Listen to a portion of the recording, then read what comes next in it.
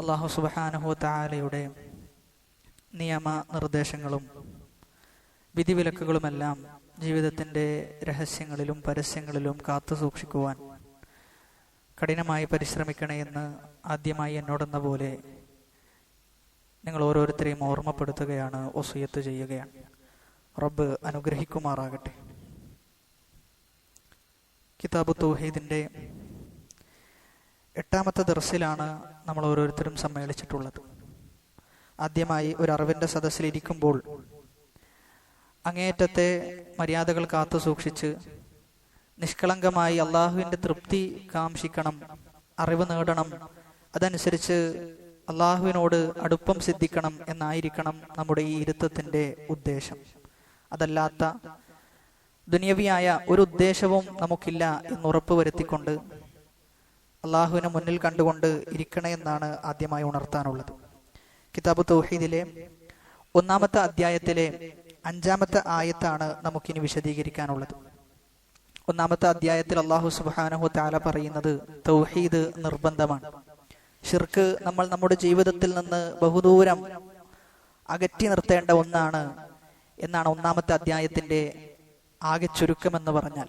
അതിൽ 5ാമത്തെ ആയത്തിൽ അള്ളാഹു പറയുന്നത് അഊദു ബില്ലാഹി മിനശ് ശൈത്വാനിർ റജീം, ഖുൽ നബിയെ താങ്കൾ പറയുക, തആലൗ നിങ്ങൾ എൻ്റെ അടുക്കലേക്ക് വരണം എന്ന് ജനങ്ങളെ എന്ത് ചെയ്യണം? അഭിസംബോധനം ചെയ്ത് പറയണം. അത്ലു ഞാൻ നിങ്ങൾക്ക് പാരായണം ചെയ്തു തരാം, മാ ഹറമ റബ്ബുക്കും അലൈക്കും നിങ്ങളുടെ മേൽ നിങ്ങളുടെ റബ്ബ് എന്തൊന്നാണോ ഹറാമാക്കിയത് അത് ഞാൻ നിങ്ങൾക്ക് പാരായണം ചെയ്തു തരാം. അതിൽ 1ാമത്തേത് അല്ല തുശ്രികൂ ബിഹി ഷൈഅ, നിങ്ങൾ അല്ലാഹുവിൽ എന്ത് ചെയ്യാൻ പാടില്ല? ഷിർക്ക് വെച്ച് പുലർത്താൻ പാടില്ല, പങ്കു ചേർക്കാൻ പാടില്ല യാതൊരു നിലക്കും. അത് ചെറിയ ഷിർക്കാകട്ടെ, വലിയ ഷിർക്കാകട്ടെ, ഗോപ്യമായതാകട്ടെ, ഇനി പരോക്ഷമായതും പ്രകടമായതും ഏത് ഷിർക്കാകട്ടെ, അതൊന്നും നിങ്ങൾ അള്ളാഹുവിൽ വെച്ച് പുലർത്താൻ പാടില്ല എന്നാണ് നബി സല്ലല്ലാഹു അലൈഹി വസല്ലമയോട് 1ാമതായി അള്ളാഹു കൽപ്പിക്കാൻ പറയുന്നത്. ഇവിടെ റസൂലുള്ളാഹി സ്വല്ലല്ലാഹു അലൈഹി വസല്ലമ പറയുന്നത് അത്ലു ഞാൻ നിങ്ങൾക്ക് പാരായണം ചെയ്തു തരാം, മാ ഹറമ റബ്ബുക്കും നിങ്ങളുടെ റബ്ബ് ഹറാമാക്കിയത് എന്നാണ്. ദീന് നമുക്ക് പഠിപ്പിച്ചു തരുന്നത് അല്ലാഹു സുബ്ഹാനഹു വ തആലയാണ്. അള്ളാഹുവിന് മാത്രമേ ഒരു കാര്യം ദീനാണ് എന്ന് സ്ഥാപിച്ചുകൊണ്ട് നമുക്ക് അവതരിപ്പിക്കാൻ അള്ളാഹു ആണ് ദീനിന്റെ ഉടമസ്ഥൻ. നബി സല്ലല്ലാഹു അലൈഹി വസല്ലമ എന്താണോ അള്ളാഹു നബി സല്ലല്ലാഹു അലൈഹി വസല്ലമക്ക് പഠിപ്പിച്ചു കൊടുത്തിട്ടുള്ളത്, എന്താണോ നബിക്ക് വഹിയായി ഇറക്കിയിട്ടുള്ളത്, അതിനപ്പുറം നബിക്കൊന്നും തന്നെ പറയാൻ സാധിക്കുകയില്ല എന്ന്. ചുരുക്കി പറഞ്ഞു കഴിഞ്ഞാൽ ദീനിന്റെ ശാരിഅ്, ദീന് ഉണ്ടാക്കുന്നവൻ, ദീനിൽ അഹ്കാമുകൾ നമുക്ക് മേൽ നിർബന്ധമാക്കുന്നവൻ അല്ലാഹു സുബ്ഹാനഹു വ തആലയാണ്. നബി സല്ലല്ലാഹു അലൈഹി വസല്ലമക്ക് പോലും അതിൽ യാതൊരു റോളുമില്ല, അതിൽ യാതൊരു പങ്കുമില്ല എന്നാണ് നമ്മൾ മനസ്സിലാക്കേണ്ടത്. സൂറത്തുൽ ഹാഖയിലെ 44, 46 ആയത്തുകളിൽ അല്ലാഹു പറയുന്നത് വലൗ തഖവ്വല അലൈനാ ബഅദൽ അഖാവീൽ, റസൂലേ താങ്കളെങ്ങാനും ദീനിന്റെ വിഷയത്തിൽ ഇല്ലാത്തതെന്തെങ്കിലും താങ്കൾ പറഞ്ഞു കഴിഞ്ഞാൽ, താങ്കൾ കെട്ടിച്ചമച്ചുണ്ടാക്കിയാൽ ലഅഖദ്നാ മിൻഹു ബിൽ യമീൻ, വലത്തേ കൈ കൊണ്ടെന്തെയും ഞാൻ താങ്കളെ പിടിക്കുമെന്നാണ് അല്ലാഹു സുബ്ഹാനഹു വ തആല പറയുന്നത്. റസൂലിന് പോലും ദീനിന്റെ വിഷയത്തിൽ എന്താണോ വഹിയായി അവതരിപ്പിക്കപ്പെട്ടത് അതിന്റെ അപ്പുറം ഒരു വാക്ക് പോലും പറയാൻ സാധിക്കുകയില്ല എന്ന്, പറയാൻ പാടില്ല എന്ന്. അങ്ങനെ പറഞ്ഞു കഴിഞ്ഞാലോ ലഅഖദ്നാ മിൻഹു ബിൽ യമീൻ, പിടികൂടുന്ന, ശിക്ഷ പിടികൂടുന്ന, എന്നിട്ടോ സുമ്മ ലഖതഅനാ മിൻഹുൽ വതീൻ, എന്നിട്ട് കണ്ടനാടി മുറിച്ചു കളയും എന്ന് പറയാം. അതുകൊണ്ട് ദീനിന് നമുക്ക് ശർആക്കി തരുന്നത് അല്ലാഹുവാണ്, റസൂലിന് പോലും അതിന് അനുമതിയില്ല. അവിടെയാണ് നമ്മൾ മനസ്സിലാക്കേണ്ടത് നമ്മുടെ ദീൻ എന്നത് ലോകത്തെ പടച്ച, ലോകത്തെ സൃഷ്ടിക്കുന്ന, ലോകത്തെ പരിപാലിക്കുന്ന, എല്ലാ കാര്യങ്ങളും ഉടമപ്പെടുത്തുന്ന റബ്ബിന്റെ അടുക്കലിൽ നിന്നാണ് ഓരോ കൽപ്പനകളും ഓരോ നിർദ്ദേശങ്ങളും വന്നിട്ടുള്ളത് എന്നൊരാലോചന നമുക്കുണ്ടാകണം. ഇവിടെയാണ് നമ്മൾ മനസ്സിലാക്കേണ്ടത്. ഇസ്ലാമിന്റെ പേരും പറഞ്ഞ് ചില പൗരോഹിത്യത്തിന്റെ ചില ആളുകൾ എന്തൊക്കെയാണ് അവർ പറഞ്ഞുവിടുന്നത്, എന്തൊക്കെയാണ് ജനങ്ങളുടെ മുമ്പിൽ ഇസ്ലാം എന്ന് പറഞ്ഞുകൊണ്ട് അവർ ജനങ്ങളുടെ മുമ്പിൽ ഇസ്ലാമിനെ ആകെ ഇല്ലാതാക്കുന്ന, ഇസ്ലാമിൽ എന്താണോ ഇല്ലാത്തത് അത് ഇസ്ലാമാണ് എന്ന് പഠിപ്പിച്ചു കൊടുക്കുന്ന അവസ്ഥ. റസൂലിനോട് അള്ളാഹു ഇപ്രകാരം പറഞ്ഞിട്ടുണ്ട് എങ്കിൽ എന്തായിരിക്കും ഈ പറയുന്ന പുരോഹിതന്മാരുടെ അവസ്ഥ? എങ്ങനെയായിരിക്കും അള്ളാഹു സുബ്ഹാനഹു വ തആല ഈ പുരോഹിതന്മാരെ ശിക്ഷിക്കുക? അതുകൊണ്ട് തന്നെ അള്ളാഹുവിന്റെ ദീനിന്റെ വിഷയത്തിൽ ചിലപ്പോഴെങ്കിലും സാധാരണക്കാർ പോലും വലിയ വലിയ വിഷയങ്ങൾ ചർച്ച ചെയ്യുന്ന, എനിക്കിങ്ങനെയാണ് തോന്നുന്നത് എന്ന് പറയുന്ന അവസ്ഥ ഉണ്ടാകാറുണ്ട്. അതുകൊണ്ട് സഹോദരങ്ങളെ, സഹോദരിമാരെ, നമ്മുടെ അറിവിന്റെ വലിപ്പം കാണിക്കാനുള്ളതല്ല ദീന് എന്നത്. മറിച്ച് ദീന് എന്നത് എന്താണോ അള്ളാഹു അവതരിപ്പിച്ചത് അത് ആത്മാർത്ഥമായി ജീവിതത്തിൽ ഉൾക്കൊണ്ടുകൊണ്ട് ചെയ്യുകയാണ് നമ്മുടെ മേൽ ബാധ്യതയായിട്ടുള്ളത്. അതുകൊണ്ട് തന്നെ ദീനിന്റെ വിഷയം സംസാരിക്കുന്ന ആളുകൾക്ക് അങ്ങേയറ്റത്തെ പേടി ഉണ്ടാകേണ്ടതുണ്ട്. എന്നാൽ ഇന്നത്തെ പുരോഹിതന്മാർക്ക് അത് നഷ്ടപ്പെട്ടുകൊണ്ടിരിക്കുകയാണ്. അവിടെയാണ് റസൂലുള്ളാഹി സ്വല്ലല്ലാഹു അലൈഹി വസല്ലമ പറയുന്നത്, അത്ലു, ഞാൻ നിങ്ങൾക്ക് പാരായണം ചെയ്തു തരാം, മാ ഹറമ റബ്ബുക്കും അലൈക്കും, നിങ്ങളുടെ റബ്ബ് എന്താണോ ഹറാമാക്കിയത് അത് ഞാൻ നിങ്ങൾക്ക് പാരായണം ചെയ്തു തരാം. ഞാൻ ഹറാമാക്കിയതല്ല, ഞാൻ ഹലാലാക്കിയതല്ല എന്ന്. അതിൽ ഒന്നാമത്തേതാണ് ഷിർക്ക് ചെയ്യാൻ പാടില്ല, അതായത് തൗഹീദ് അനുസരിച്ച് ജീവിക്കണം. അതുകൊണ്ട് തന്നെ ഏറ്റവും വലിയ തിന്മ അത് ഷിർക്കാണ്, ഏറ്റവും വലിയ നന്മ അത് തൗഹീദുമാണ്. ഏറ്റവും വലിയ തിന്മ എന്നത് അത് ഷിർക്കായിട്ടാണ് അല്ലാഹു സുബ്ഹാനഹു വ തആല പഠിപ്പിക്കുന്നത്. ഇനി ഏതൊക്കെ തിന്മയിൽ ഒരാൾ അകപ്പെട്ടാലും ആ തിന്മകളെല്ലാം അല്ലാഹു പുറത്തു കൊടുക്കും. വയഗ്ഫിറു മാ ദൂന ദാലിക ലിമൻ യശാ, ഷിർക്കിന്റെ താഴെയുള്ളതെല്ലാം അല്ലാഹു പുറത്തു കൊടുക്കും. എന്നാൽ ഷിർക്ക് എന്ത് ചെയ്യൂല, അല്ലാഹു പുറത്തു തരൂല. അത് പുറത്തു കിട്ടണമെങ്കിൽ അള്ളാഹുവിനോട് അവൻ തൗബ ചെയ്യൽ നിർബന്ധമാണ്. തൗബ ചെയ്യാതെയാണ് മരണപ്പെടുന്നതെങ്കിൽ ഒരിക്കലും അല്ലാഹു സുബ്ഹാനഹു വ തആല അവനെ വെറുതെ വിടുകയില്ല. അതുകൊണ്ട് സൂറത്തുൽ അൻആമിലെ ഈ ആയത്തിൽ ഒന്നാമതായി അള്ളാഹു നിർദ്ദേശിച്ചിട്ടുള്ളത് ഷിർക്ക് ചെയ്യാൻ പാടില്ല എന്നാണ്. രണ്ടാമത്തേത് വബിൽ വാലിദൈനി ഇഹ്സാന, മാതാപിതാക്കളോട് നന്മ ചെയ്യണം. കഴിഞ്ഞ ക്ലാസ്സിൽ മാതാപിതാക്കളോട് നന്മ ചെയ്യേണ്ടതിന്റെ അനിവാര്യതയും അതിന്റെ പ്രാധാന്യവുമെല്ലാം നമ്മൾ സവിസ്തരം വിശദീകരിച്ചു കഴിഞ്ഞിട്ടുണ്ട്. വബിൽ വാലിദൈനി, മാതാപിതാക്കളോട് ഇഹ്സാനൻ എന്ന് അലിഫ്ലാമില്ലാതെയാണ് ഉപയോഗിച്ചിട്ടുള്ളത് എന്ന് വ്യാകരണ പണ്ഡിതന്മാർ പറയുന്നത്. അലിഫ്ലാമില്ലാതെ ഇഹ്സാൻ എന്ന് ഉപയോഗിച്ചു കഴിഞ്ഞാൽ എല്ലാ നന്മകളും എന്ത് ചെയ്യണം, അവർക്ക് ചെയ്തു കൊടുക്കണം എന്നാണ്. ജീവിച്ചിരിക്കുമ്പോഴും മരിച്ചു കഴിഞ്ഞാലും അവരുടെ കൂട്ടുകാരോടുള്ള നന്മകൾ, അങ്ങനെ അവരുമായി നമുക്ക് ചെയ്യാൻ പറ്റുന്ന എന്തൊക്കെ നന്മകളുണ്ടോ അതൊക്കെ എന്ത് ചെയ്യണം, നമ്മൾ അവർക്ക് ചെയ്തുകൊണ്ടേയിരിക്കണം. അതുകൊണ്ട് തന്നെ രണ്ടാമത്തേതായിട്ട് അല്ലാഹു സുബ്ഹാനഹു വ തആല നബി സല്ലല്ലാഹു അലൈഹി വസല്ലമയോട് കൽപ്പിക്കാൻ പറഞ്ഞിട്ടുള്ളത് വബിൽ വാലിദൈനി ഇഹ്സാന, മാതാപിതാക്കളോട് നന്മ ചെയ്യണം. അള്ളാഹുവിനോട് കൊടുക്കേണ്ട ബാധ്യതയെക്കുറിച്ച് പറഞ്ഞു. ശേഷം സൃഷ്ടികളിൽ ഏറ്റവും കൂടുതൽ നമുക്ക് ബാധ്യതയുള്ളത് ആരോടാ? മാതാപിതാക്കളോടാണ്. ഏറ്റവും കൂടുതൽ ബാധ്യതയുള്ളത് മാതാപിതാക്കളോടാണ്. റസൂലുള്ളാഹി സ്വല്ലല്ലാഹു അലൈഹി വസല്ലമയെ കുറിച്ച് ഇതിൽ പ്രതിപാദിച്ചിട്ടില്ല. അവിടെയാണ് നമ്മൾ മനസ്സിലാക്കേണ്ടത്, അള്ളാഹുവിനോടാണ് നമുക്ക് ഏറ്റവും കൂടുതൽ ബാധ്യതയുള്ളത്. ഷിർക്ക് ചെയ്യാൻ പാടില്ല. അതോടൊപ്പം തന്നെ റസൂലിനോടും നമുക്കുണ്ട്. ആ ദീന് നമുക്ക് എത്തിച്ചു തന്നത് റസൂലാണ്. പിന്നെയുള്ളത് മാതാപിതാക്കളോടാണ്. അതുകൊണ്ട് തന്നെ മാതാപിതാക്കളുടെ ബാധ്യതകൾ അത് നമ്മൾ നിറവേറ്റുന്നുണ്ടോ എന്ന് നിത്യവും നമ്മൾ ആലോചിച്ചു കൊണ്ടേയിരിക്കണം. എവിടെയെങ്കിലും ഒരു വീഴ്ച നമ്മൾ അറിയാതെ നമുക്ക് വരുന്നുണ്ടോ എന്ന് നമ്മളൊന്ന് പരിശോധിക്കണം. ഷിർക്ക് ചെയ്യുന്ന ഉമ്മയാകട്ടെ ഉപ്പയാകട്ടെ അവരോട് പോലും നമുക്ക് കൃത്യമായ ബാധ്യതയുണ്ട് എന്ന് പഠിപ്പിച്ച മതമാണ് ഇസ്ലാം എന്നുകൂടി നമ്മൾ മനസ്സിലാക്കണം. മൂന്നാമതായി പറയുന്നത് വലാ തഖ്തുലു ഔലാദകും, നിങ്ങളുടെ മക്കളെ നിങ്ങൾ കൊന്നുകളയരുത്. വലാ തഖ്തുലു ഔലാദകും മിൻ ഇംലാഖിൻ, എന്ത് ഭയപ്പെട്ടുകൊണ്ട്? ദാരിദ്ര്യം ഭയപ്പെട്ടുകൊണ്ട് അവരെ കൊല്ലുന്ന അവസ്ഥ ഉണ്ടാകരുതെന്നാണ്. അതുകൊണ്ട് തന്നെ മക്കളെ കൊല്ലുന്ന ഒരു പ്രവണത മുമ്പ് അറബികൾക്കിടയിൽ ഉണ്ടായിരുന്നു എന്നാണ്. അതുകൊണ്ടാണ് അള്ളാഹ് പറഞ്ഞത് വലാ തഖ്തുലു, നിങ്ങൾ വധിച്ചു കളയാൻ പാടില്ല, ഔലാദകും, നിങ്ങളുടെ മക്കളെ, മിൻ ഇംലാഖിൻ, എന്ത് ഭയപ്പെട്ടുകൊണ്ട്? ഫഖർ, ദാരിദ്ര്യം ഭയപ്പെട്ടുകൊണ്ട്. എന്നിട്ട് അള്ളാഹു അടുത്ത ആയത്തിൽ പറയാൻ നഹ്നു നർസുഖുകും വ ഇയ്യാഹും, നിങ്ങൾക്ക് റിസ്ക് നൽകുന്നതും അവർക്ക് റിസ്ക് നൽകുന്നതും ആരാണ്? ഞാനാണ്. അതുകൊണ്ട് തന്നെ നമ്മൾ മനസ്സിലാക്കേണ്ടത് നമ്മുടെ റിസ്കിന്റെ അവസ്ഥകൾ, നമ്മുടെ റിസ്കിന്റെ തോത് അത് അള്ളാന്റെ കയ്യിലാണ്. അതുകൊണ്ട് തന്നെ എത്ര തന്നെ മക്കൾ ഉണ്ടായാലും എന്തിന്റെ ഭയപ്പാട് ഉണ്ടാകാൻ പാടില്ല? റിസ്കിന്റെ ഭയപ്പാട് ഒരു മുഅ്മിനിന് ഒരിക്കലും ഉണ്ടാകാൻ പാടില്ല എന്നാണ്. അള്ളാഹുവാണ് അർ റസാഖ് എന്ന് മനസ്സിലാക്കിയ ഒരു മുഅ്മിൻ എങ്ങനെയാണ് റിസ്കിന്റെ വിഷയത്തിൽ ഭയപ്പെടുക? നബി സല്ലല്ലാഹു അലൈഹി വസല്ലമ പറയുന്നത്, അവന് ലഭിക്കേണ്ട ഒരു ഉരുള, അവന് ലഭിക്കേണ്ട ഒരു ഭക്ഷണത്തിന്റെ ഒരു തോത്, അത് ലഭിക്കാതെ അവൻ മരണപ്പെടൂല എന്നാണ്. പിന്നെയും നമ്മൾ റിസ്കിനെ ഭയപ്പെടുന്നുണ്ട് എന്ന് പറഞ്ഞു കഴിഞ്ഞാൽ നമ്മൾ എവിടെയാണ് നമ്മുടെ തവക്കുൽ എന്ന് നമ്മളൊന്ന് ആലോചിക്കണം.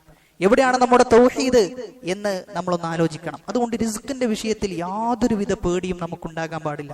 മറിച്ച് നമ്മൾ വ്യത്യസ്ത വഴികൾ തേടി പുറപ്പെടുക എന്നുള്ളതാണ്. അള്ളാഹു എന്ത് ചെയ്യും? നമുക്ക് റിസ്ക് എത്തിച്ചു തരും. ഇവിടെ ഇതിനോട് ചേർത്ത് നമ്മൾ മനസ്സിലാക്കേണ്ട ഒരു വിഷയമാണ്, അതായത് കല്യാണം കഴിക്കുന്ന വിഷയം. കല്യാണം കഴിക്കുന്ന വിഷയവുമായി ബന്ധപ്പെട്ട് പലപ്പോഴും ആളുകൾ ഭയപ്പെടാറുള്ള ഒന്നാണ് പണത്തിന്റെ പേടി എന്നുള്ളത്. അതോടൊപ്പം തന്നെ മാതാപിതാക്കളും കെട്ടിച്ച് വിടാൻ ഉദ്ദേശിക്കുന്ന ഉപ്പമാരും ഭയപ്പെടുന്ന ഒന്നാണ് അവരുടെ റിസ്കിന്റെ അവസ്ഥ എന്താകുമെന്നത്. പൊതുവെ കല്യാണം കഴിഞ്ഞ ആളുകൾ കഴിയാത്ത ആളുകളോട് പറയാറുള്ളത് ഇത് ഭയങ്കര കഷ്ടപ്പാടുള്ള ഒന്നാണ്, ഭയങ്കര ബുദ്ധിമുട്ടുകൾ സഹിക്കേണ്ടി വരും, നിങ്ങൾ വിചാരിക്കുന്നത് പോലെ അത്ര എളുപ്പമൊന്നല്ല എന്നാണ് പൊതുവെ ആളുകൾ പറയാറുള്ളത്. പൊതുവെ എന്ന് പറഞ്ഞു കഴിഞ്ഞാൽ ഒരു ഭൂരിഭാഗവും അങ്ങനെയാണ് പറയാറുള്ളത്. അത് കല്യാണം കഴിച്ച ആളുകളിൽ ഏറ്റവും നല്ല രൂപത്തിൽ അഭിപ്രായം പറയുന്ന ആളുകൾ വളരെ തുച്ഛാണ്.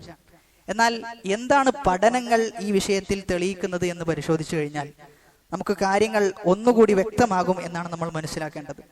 പലപ്പോഴും കല്യാണം കഴിഞ്ഞ ആളുകൾ കഴിയാത്ത ആളുകളോട് പറയാറുള്ളത് നിനക്ക് കുട്ടിയും മക്കളൊന്നുമില്ലല്ലോ നിനക്ക് എന്താ ടെൻഷൻ എന്നാണ് ചോദിക്കാറുള്ളത്. എന്നാൽ പഠനങ്ങൾ തെളിയിക്കുന്നത് കല്യാണം കഴിച്ച ഒരാളിൽ നിന്ന് കല്യാണം കഴിക്കാത്ത ആളെയും രണ്ടാളുകളെയും പഠനം നടത്തിയപ്പോൾ 30% ഡിപ്രഷൻ കൂടുതൽ കല്യാണം കഴിക്കാത്ത ആളുകൾക്കാണ്. 30% ഡിപ്രഷൻ കൂടുതൽ കല്യാണം കഴിക്കാത്ത ആളുകൾക്കാണ്. അതുകൊണ്ട് ഇനി എന്ത് ചെയ്യരുത്, നിങ്ങൾ അങ്ങനെ പറയരുത്. അങ്ങനെ പറഞ്ഞു കഴിഞ്ഞാൽ അതെന്താണ്, അത് ആ പഠനത്തിനെതിരാണ്. രണ്ടാമത്തേത് ഫോബിയകൾ, ചില പേടികൾ ഉണ്ടാകാം, ചില കാര്യങ്ങളെ കുറിച്ചുള്ള പേടികൾ 30% കൂടുതൽ കല്യാണം കഴിക്കാത്ത ആളുകൾക്കാണ്. അതേപോലെ തന്നെ മെന്റൽ ഇൽനെസ്, അവർക്കുണ്ടാകുന്ന മെന്റലി പരമായ പ്രോബ്ലമുകൾ അത് 22 ഇരട്ടിയാണ്. കല്യാണം കഴിയാത്ത ഒരാളെ സംബന്ധിച്ചിടത്തോളം 22 ഇരട്ടി ഉണ്ടാകുന്ന. അതേപോലെ നെർവസ് ബ്രേക്ക് ഡൗൺ അത് 3 പ്രാവശ്യം കൂടുതലാണ്. ഇനി ഉറക്കിലേക്ക് പോകുന്ന പ്രശ്നം, ഉറക്കം കിട്ടാത്ത പ്രശ്നം ഉണ്ടാകാറുണ്ട്, പൊതുവെ ആളുകൾക്ക് ഉണ്ടാകാറുണ്ട്. ആ പ്രശ്നം 3 വട്ടം കൂടുതലാണ് ആർക്ക്, കല്യാണം കഴിയാത്ത ആളുകളെ സംബന്ധിച്ചിടത്തോളം. അതേപോലെ തന്നെ കമ്മിറ്റിംഗ് ഓഫ് വയലന്റ് ക്രൈംസ്, ഒരുപാട് തെറ്റുകളിൽ ഏർപ്പെടുക. അതായത് സമൂഹത്തിൽ നടക്കുന്ന 90% തിന്മകൾ, സമൂഹത്തിൽ നടക്കുന്ന 90% കൊലപാതകങ്ങൾ, പീഡനങ്ങൾ, ഇതെല്ലാം ഇതിന്റെ കണക്കെല്ലാം നമ്മൾ പരിശോധിച്ചു കഴിഞ്ഞാൽ കല്യാണം കഴിക്കാത്ത ആളുകളാണ് ഈ പറഞ്ഞതിലെല്ലാം ഉൾപ്പെട്ടിട്ടുള്ളത്.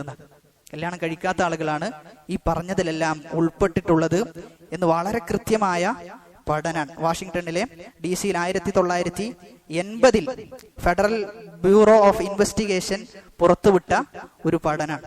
അതേപോലെ തന്നെ സാലറിയുടെ വിഷയം, പലപ്പോഴും നമ്മൾ അതാണ് ഇവിടെ സൂചിപ്പിച്ചു വന്നത്. സാലറിയുടെ വിഷയം പരിശോധിച്ചു കഴിഞ്ഞാൽ 30% കൂടുതലാണ് ആർക്ക്, കല്യാണം കഴിഞ്ഞ ആളുകൾക്ക് കൂടുതലാണ് പൊതുവെ കിട്ടാറുള്ളത് എന്നാണ് പഠനം തെളിയിച്ചിട്ടുള്ളത്. അതേപോലെ തന്നെ ഈ വിഷയത്തിൽ ഒരുപാട് പഠനങ്ങൾ നടന്നിട്ടുണ്ട് എന്നാണ്. 70% കല്യാണം കഴിഞ്ഞ ഒരാൾക്കാണ് കല്യാണം കഴിയാത്ത ഒരാളെക്കാളും കൂടുതൽ സമ്പാദിക്കാനുള്ള ത്വര ഉണ്ടാവുകയും സമ്പാദിക്കുകയും ചെയ്യുക എന്ന്. അതുകൊണ്ട് തന്നെ നമ്മളിവിടെ മനസ്സിലാക്കേണ്ടത് അല്ലാഹു സുബ്ഹാനഹു വ തആല നമുക്ക് പഠിപ്പിക്കുന്നതും എന്നാൽ അതോടൊപ്പം തന്നെ ദുനിയവിയായ പഠനങ്ങൾ തെളിയിക്കുന്നതുമെല്ലാം എന്താണോ ദീന് നമുക്ക് പഠിപ്പിച്ചു തന്നത് അതേ ഒരു മാർഗത്തിലൂടെയാണ് പഠനങ്ങളും ചലിച്ചുകൊണ്ടിരിക്കുന്നത് എന്ന്. എന്നാൽ ഈ പഠനങ്ങൾ പലപ്പോഴും ആളുകൾക്ക് അത് മനസ്സിലാകുന്നില്ല. എന്തുകൊണ്ടെന്ന് ചോദിച്ചു കഴിഞ്ഞാൽ വലിയൊരു ലോബി ഈ പഠനങ്ങൾ തെളിയിക്കപ്പെടരുത്, ഇത് ആളുകളുടെ മുമ്പിൽ പ്രചരിപ്പിക്കപ്പെടരുത് എന്നുള്ള LGBTQ മുന്നോട്ട് വെക്കുന്ന വലിയൊരു ലോബി കാരണത്താലാണ് ഇത്തരം പഠനങ്ങൾ മുന്നോട്ട് വരാത്തതും ഇത്തരം പഠനങ്ങൾ ചർച്ച ചെയ്യപ്പെടാത്തതും എന്നുകൂടി നമ്മൾ മനസ്സിലാക്കേണ്ടതുണ്ട്. അതോടൊപ്പം തന്നെ അള്ളാഹു ചോദിക്കുന്ന ഒരു ചോദ്യമുണ്ട്. ആ ചോദ്യം നമ്മൾ ഓരോരുത്തരുടെയും മനസ്സിലുണ്ടാകണം. അള്ളാഹു ചോദിക്കുന്നത് നിങ്ങളുടെ അടിമകളുടെ കൂട്ടത്തിൽപ്പെട്ട കല്യാണം കഴിയാത്ത ആളുകളെ നിങ്ങൾ അവർക്ക് കല്യാണം കഴിച്ചു കൊടുക്കണം. ഇനി യകൂനു ഫുഖറാഅ യുഗ്നിഹിമുല്ലാഹു മിൻ ഫദ്ലി, അള്ളാഹുവിന്റെ ഫദ്ല് കൊണ്ട് അള്ളാഹു അവരെന്ത് ചെയ്യും, അവരെ ഗനീകളാക്കും, അവരെ പണമുള്ളവരാക്കുന്ന. ഈ ആയത്തിൽ അള്ളാഹു വളരെ വ്യക്തമായി പറയുന്നത് അവർക്ക് ഒന്നുമില്ല എങ്കിൽ പോലും അള്ളാഹു എന്ത് ചെയ്യും, അവരെ ധനാഢ്യന്മാരാക്കി മാറ്റുന്ന. ഞാൻ ചോദിക്കട്ടെ, ഈ ആയത്ത് കൃത്യമായി വിശ്വസിക്കുന്ന, ഈ ആയത്തിന്റെ ആശയം കൃത്യമായി ഉൾക്കൊള്ളുന്ന ഒരു പിതാവിന് എങ്ങനെയാണ് ഇതിനെതിരെ സംസാരിക്കാൻ സാധിക്കുക? ഈ ആയത്തിനെ എങ്ങനെയാണ് അവർ മനസ്സിലാക്കിയിട്ടുള്ളത് എന്നാണ് ഓരോ മാതാപിതാക്കളും ആലോചിക്കേണ്ടത്.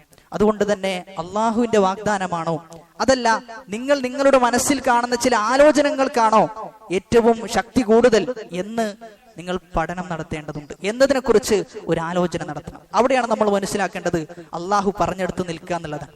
അള്ളാഹു ഒരു വാഗ്ദാനം ഏറ്റെടുത്തിട്ടുണ്ട് എങ്കിൽ അള്ളാഹു ആ വാഗ്ദാനം പൂർത്തീകരിക്കുക തന്നെ ചെയ്യും, അതിൽ യാതൊരു സംശയമില്ല. അതുകൊണ്ട് തന്നെ നമ്മൾ ഈ ഒരു വിഷയത്തിൽ വളരെ വലിയ ശ്രദ്ധ പുലർത്തണം എന്നുള്ളതാണ്. വലാ തഖ്തുലു ഔലാദകും മിൻ ഇംലാഖിൻ. ഫഖറിനെ പേടിച്ച്, ദാരിദ്ര്യത്തെ പേടിച്ചുകൊണ്ട് നിങ്ങൾ മക്കളെ കൊന്നുകളയരുത്. നഹ്നു നർസുഖുക്കും, അല്ലാഹു പറയാണ്, ഞാൻ എന്ത് ചെയ്യും, നിങ്ങൾക്ക് റിസ്ക് നൽകും. നിങ്ങൾക്ക് മാത്രമല്ല നിങ്ങളുടെ മക്കൾക്കും എന്ത് ചെയ്യും, റിസ്ക് നൽകുന്നു. അതുകൊണ്ട് റിസ്കിന്റെ വിഷയത്തിൽ യാതൊരു ഭയപ്പാടുമില്ലാതെ വളരെ സന്തോഷത്തോടു കൂടി ജീവിക്കേണ്ടവരാണ് മുസ്ലിമീങ്ങൾ എന്ന തിരിച്ചറിവുണ്ടാകണം. ഇവിടെ നമ്മൾ മനസ്സിലാക്കേണ്ട ഒരു വിഷയം, സാധാരണ ഉമർ ഇബ്നുൽ ഖത്താബ് റളിയല്ലാഹു അൻഹുവിന്റെ വിഷയത്തിൽ പ്രചരിപ്പിക്കപ്പെടുന്ന ഒരു ചരിത്രമാണെന്ത്. ഉമർ ഇബ്നുൽ ഖത്താബ് റളിയല്ലാഹു അൻഹു ജാഹിലിയത്തിലായിരിക്കെ തന്റെ മകൾ എന്ത് ചെയ്തിട്ടുണ്ട്, കുഴിച്ചു മൂടിയിട്ടുണ്ട് എന്ന വിഷയം. ചരിത്രപരമായി അതിനെക്കുറിച്ച് നമ്മൾ അന്വേഷിക്കുകയാണ് എങ്കിൽ യാതൊരു ചരിത്ര ഗ്രന്ഥത്തിലും, അവലംബനീയമായ യാതൊരു ചരിത്ര ഗ്രന്ഥത്തിലും അത്തരം റിപ്പോർട്ടുകൾ നമുക്ക് കാണാൻ സാധിക്കുകയില്ല.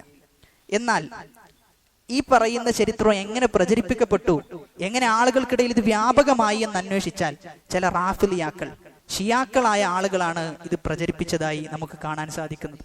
കാരണം അവരെ സംബന്ധിച്ചിടത്തോളം അബൂബക്കർ റളിയല്ലാഹു അൻഹുവും ഉമർ ഇബ്നുൽ ഖത്താബ് റളിയല്ലാഹു അൻഹുവിനെ കുറിച്ച് അവർ പറയുന്നത് അല്ലാഹുമ്മ ലഅൻ സനമയ ഖുറൈശിൻ, ഖുറൈശികളുടെ 2 വിഗ്രഹങ്ങൾക്ക് നാശം, അവരെ അള്ളാഹു ശപിക്കട്ടെ എന്നാണ് റാഫിലിയാക്കൾ പ്രാർത്ഥിക്കാറുള്ളത്.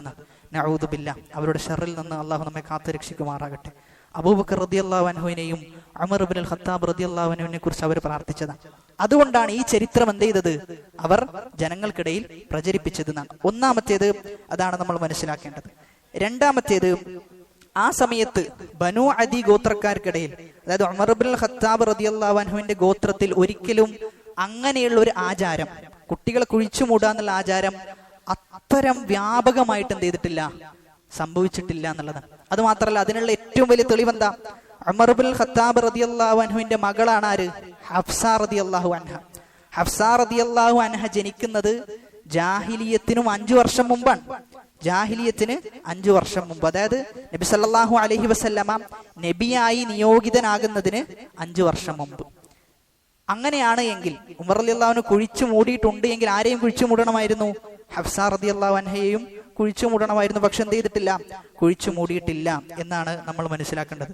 ഇബ്നു ഹജർ റഹിമഹുല്ല ഇസാബയിൽ, തന്റെ ഇസാബ എന്ന ഗ്രന്ഥത്തിൽ ഈ കാര്യം വിശദീകരിച്ചതായി നമുക്ക് കാണാൻ സാധിക്കും. അതുമാത്രമല്ല, മൂന്നാമത്തെ തെളിവ്, ഉമർ റളിയല്ലാഹു അൻഹു കുഴിച്ചു മൂടിയിട്ടില്ല എന്നതിനുള്ള മൂന്നാമത്തെ തെളിവ്, ഉമർ ഇബ്നുൽ ഖത്താബ് റളിയല്ലാഹു അൻഹു ആണ് അൻ-നുഅ്മാൻ ഇബ്നു ബഷീർ റളിയല്ലാഹു അൻഹുവിൽ നിന്ന് ഉദ്ധരിക്കുന്ന ഒരു ഹദീസ് ഉണ്ട്. ഖൈസ് ഇബ്നു ആസിം എന്ന് പറയുന്ന വ്യക്തി, ഖൈസ് ഇബ്നു ആസിം എന്ന് പറയുന്ന വ്യക്തി നബി സല്ലല്ലാഹു അലൈഹി വസല്ലമയുടെ അടുക്കലേക്ക് വന്നു. എന്നിട്ട് നബിയോട് അദ്ദേഹം പറയാം, ഞാൻ എൻ്റെ 8 മക്കളെ കുഴിച്ചു മൂടിയിട്ടുണ്ടെന്ന്, ഞാൻ എൻ്റെ 8 മക്കളെ കുഴിച്ചു മൂടിയിട്ടുണ്ട്. ഈ ഹദീസ് റിപ്പോർട്ട് ചെയ്യുന്നത് ഉമർ റളിയല്ലാഹു അൻഹു ആണ്. വഇദൽ മൗഊദത്ത് സുഇലത് എന്ന ആയത്തിനെ വിശദീകരിച്ചുകൊണ്ടുള്ള ഹദീസാണ്. ആ സമയത്ത് റസൂലുള്ളാഹി സ്വല്ലല്ലാഹു അലൈഹി വസല്ലമ പറയുന്നത്, ഓരോ കുട്ടിക്കും നീ എന്ത് ചെയ്യണം, ഓരോ കുട്ടിക്കും വേണ്ടിയിട്ട് നീ ഒരു അടിമയെ മോചിപ്പിക്കേണ്ടതുണ്ട് എന്നാണ്.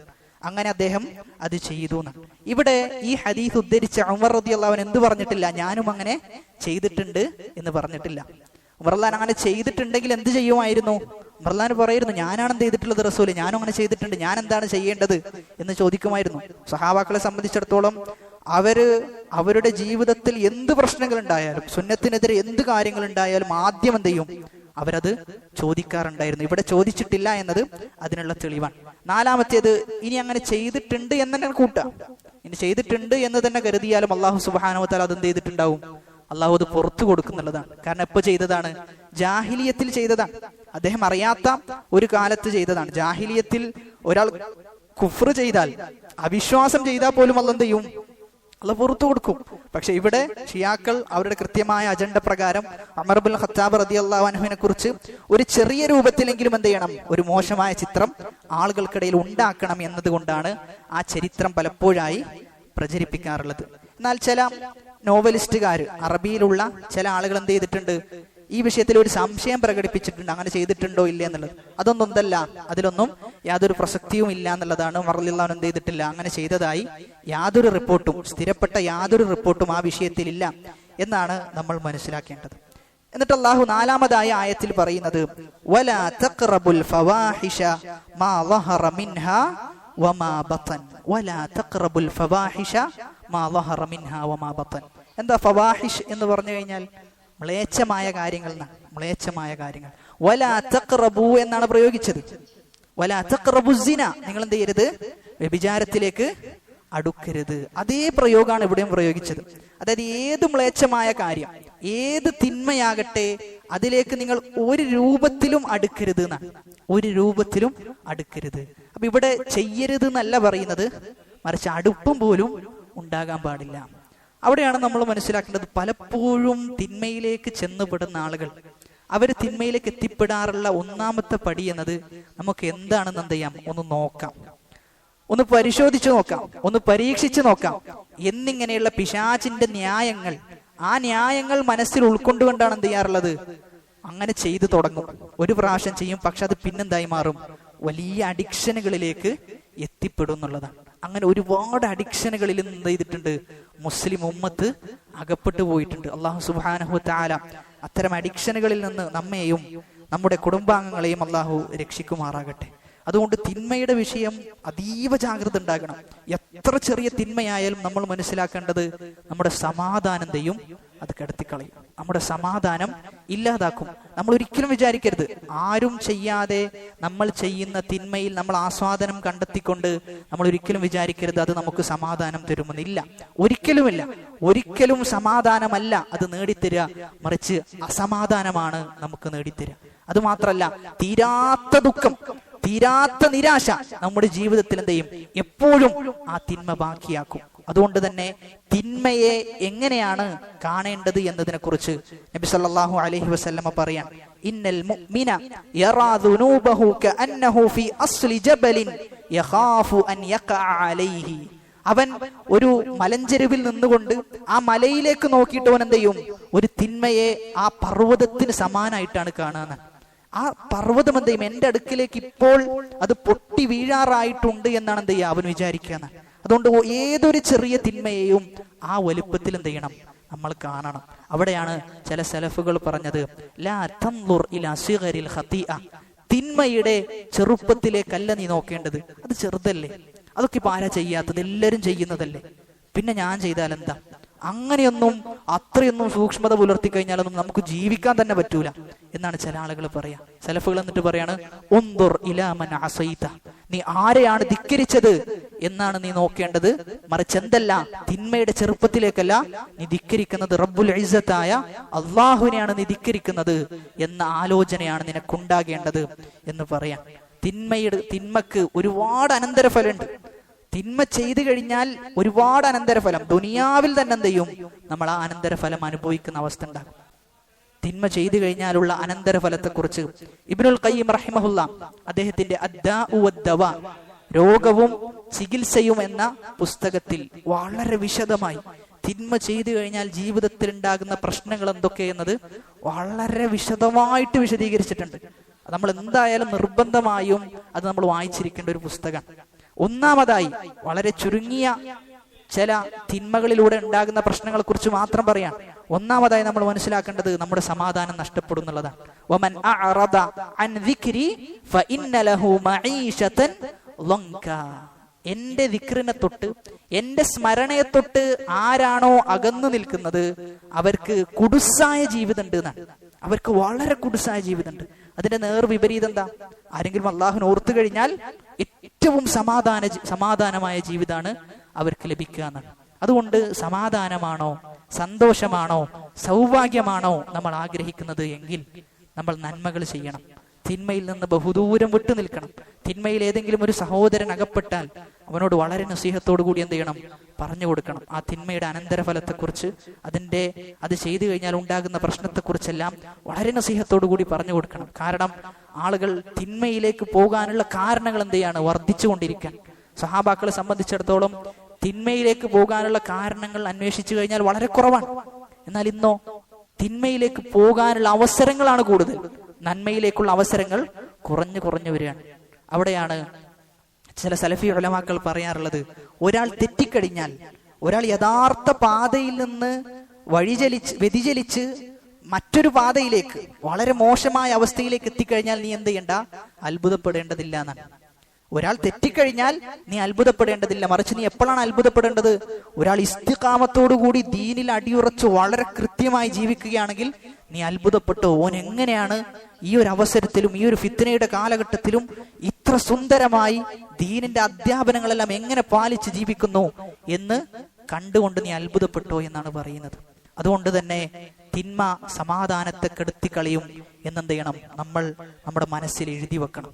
നമ്മൾ എന്തിനാണ് ജീവിക്കുന്നത് എന്ന് ചോദിച്ചു കഴിഞ്ഞാൽ അതിന്റെ ഏറ്റവും അവസാനത്തെ ഉത്തരം എന്ന് പറഞ്ഞാൽ സന്തോഷം കിട്ടാനാണ്. ഇനി ഇവിടുന്ന് സന്തോഷം കിട്ടാനാണ് നമ്മൾ എന്ത് ചെയ്യുന്നത്? ജീവിക്കുന്നത്. ആ സന്തോഷം നമ്മൾ ഏതിലൂടെയാണ് കണ്ടെത്തേണ്ടത്? അള്ളാഹുവിനെ അനുസരിക്കുന്നതിലൂടെയാണ്. അതല്ലാത്ത ഏത് മാർഗങ്ങൾ സ്വീകരിച്ചു കഴിഞ്ഞാലും ആ സമാധാനത്തിനൊക്കെ സമയപരിമിതിയുണ്ട്. എന്നാൽ അള്ളാഹു വെച്ച സമാധാനത്തിനോ അതിന് യാതൊരു സമയപരിധിയും ഇല്ല എന്നാണ്. അങ്ങേറ്റത്തെ സമാധാനം ദീന് കൊണ്ട് എന്ത് ചെയ്യാൻ പറ്റണം? നമുക്ക് ഉൾക്കൊള്ളാൻ പറ്റണം. അങ്ങേറ്റത്തെ സമാധാനം ദീനിൽ എന്തുണ്ട്? അങ്ങേറ്റത്തെ സമാധാനം ഉണ്ട്. പക്ഷെ അത് ഉൾക്കൊള്ളണമെങ്കിൽ ദീന് നമ്മൾ കാര്യഗൗരവത്തിലെടുക്കണം. തമാശയിൽ എടുത്തു കഴിഞ്ഞാൽ അത് കിട്ടൂല. പക്ഷെ വളരെ കാര്യത്തോടുകൂടി ദീനിനെ സമീപിക്കുന്ന അവസ്ഥ ഉണ്ടാകണം. അങ്ങനെ ആ ഒരു അവസ്ഥ സംജാതമായി കഴിഞ്ഞാൽ വളരെ സമാധാനമായ ജീവിതമായിരിക്കും നമുക്ക് ലഭിക്കുക. 2050 ലോകത്ത് ഏറ്റവും കൂടുതൽ ആളുകൾ പുൽകിയ മതം ഇസ്ലാമായി തീരുന്ന 2050 നമ്മൾ മനസ്സിലാക്കേണ്ടത്, ഇസ്ലാമിലേക്ക് പ്രവേശിക്കുന്ന ആളുകൾക്കറിയാം എന്ത് ഒരുപാട് റെസ്ട്രിക്ഷനുകൾ ഉണ്ട്. ഇത് ചെയ്യാൻ പാടില്ല, അത് ചെയ്യാൻ പാടില്ല എന്നൊക്കെ പുറത്തുനിന്ന് എന്ത് ചെയ്യുന്നുണ്ട്? ഒരുപാട് ആളുകൾ പറഞ്ഞു കൊടുക്കുന്നുണ്ട്. ഇതൊക്കെ കേട്ടിട്ടും ഒരാൾ ഇസ്ലാമിലേക്ക് വരികയാണ്. എന്തുകൊണ്ട്?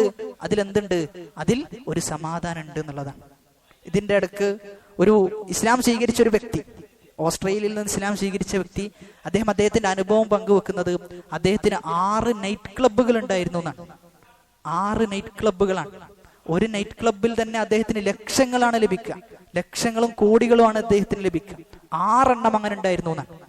6ഉം അദ്ദേഹം വിറ്റു എന്നാണ്. 6ഉം അദ്ദേഹം ഒഴിവാക്കി. അദ്ദേഹം ഒഴിവാക്കിയിട്ട് എന്ത് ചെയ്യാണ്? ഇസ്ലാം സ്വീകരിക്കാൻ. അദ്ദേഹം പറയാണ്, ഒരു ദിവസം ഒരു നൈറ്റ് ക്ലബ്ബിൽ നിന്ന് ഞാൻ എൻ്റെ ജോലിയും കഴിഞ്ഞ് അവിടെയുള്ള കാര്യങ്ങളൊക്കെ നോക്കി തിരിച്ച് വീട്ടിലേക്ക് വന്നു കഴിഞ്ഞാൽ ഒരു സമാധാനവും എനിക്കില്ല എന്നാണ്. ഒരു സമാധാനവും എനിക്കില്ല. അങ്ങനെ അദ്ദേഹം ഒക്കെ ഒഴിവാക്കിയിട്ട് എന്ത് ചെയ്തു? ഇസ്ലാം സ്വീകരിച്ചു എന്നാണ്. അതുകൊണ്ട് നമ്മൾ മനസ്സിലാക്കേണ്ടത്, നമ്മൾ സമാധാനത്തിന്റെ ഗേഹത്തിലാണുള്ളത്. പക്ഷെ പലപ്പോഴും അതെന്ത് ചെയ്യുന്നില്ല? നമുക്ക് തിരിച്ചറിയാൻ പറ്റണില്ല. ഇസ്ലാം നമുക്ക് ലഭിച്ചു എന്നത് വലിയ അനുഗ്രഹമാണ്, വലിയ അനുഗ്രഹമാണ്. അതിൽ തന്നെ തൗഹീദ് ലഭിച്ചു. ആ തൗഹീദിന്റെ ആളുകളിൽ തന്നെ ഏറ്റവും സത്യം ഉൾക്കൊണ്ട ആളുകളിൽ ഉൾപ്പെടാൻ സാധിച്ചു എന്നതൊക്കെ വലിയ സമാധാനമാണ്. പക്ഷേ ഇതിലൊന്നും നമുക്ക് സമാധാനം കണ്ടെത്താൻ സാധിക്കുന്നില്ല എങ്കിൽ നമ്മൾ മനസ്സിലാക്കേണ്ടത്, പിന്നെ എവിടെ നിന്നും ചെയ്യൂല, നമുക്ക് സമാധാനം കണ്ടെത്താൻ പറ്റൂല എന്നുള്ളതാണ്. ഇബ്നു തൈമിയ്യ റഹിമഹുല്ലാ പറയുന്നത്, ഇന്ന ഫിദ്ദുനിയ ജന്ന, ദുനിയാവിൽ ഒരു സ്വർഗമുണ്ട്. ആ സ്വർഗത്തിലേക്ക് നിങ്ങൾ പ്രവേശിച്ചാൽ ആഖിറത്തിലെ സ്വർഗത്തിലേക്കും പ്രവേശിക്കാന്നാണ്. ദുനിയാവിലെ സ്വർഗം എന്ന് പറഞ്ഞു കഴിഞ്ഞാൽ ദീന ആസ്വാദനത്തോടു കൂടി എന്ത് ചെയ്യാൻ പറ്റണം?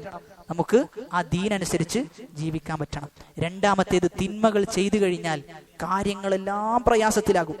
നമ്മൾ ഏത് കാര്യത്തിലേക്ക് കടന്നു കഴിഞ്ഞാലും അതൊക്കെ വലിയ പ്രയാസമുള്ളതായി മാറും. ഒരു കച്ചവടത്തിലേക്ക് കയറി കഴിഞ്ഞാൽ ആ കച്ചവടത്തിൽ എന്ത് ചെയ്യാൻ പറ്റൂല? നമുക്ക് മുന്നോട്ട് പോകാൻ പറ്റൂല.